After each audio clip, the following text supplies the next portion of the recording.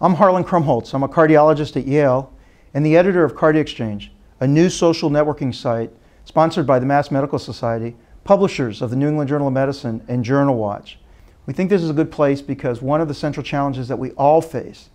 is how best to interpret the information that's sitting in front of us,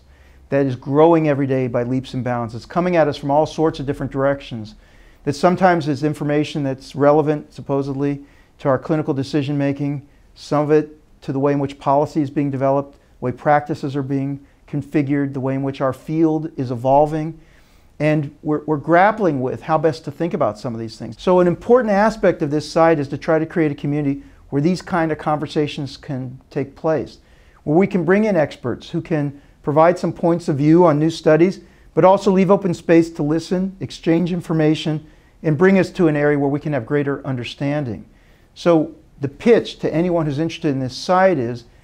we'd like you to give it a try, we'd like you to contribute, and we'd like to see if together we can create something special that's actually going to be a new innovation in the field that's going to help propel us to be better clinicians, produce better performance, and do a better job for our patients.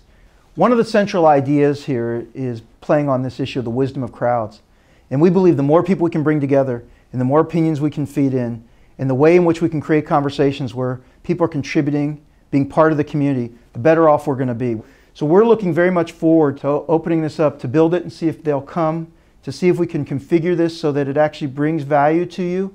and that we can create space where we can learn together.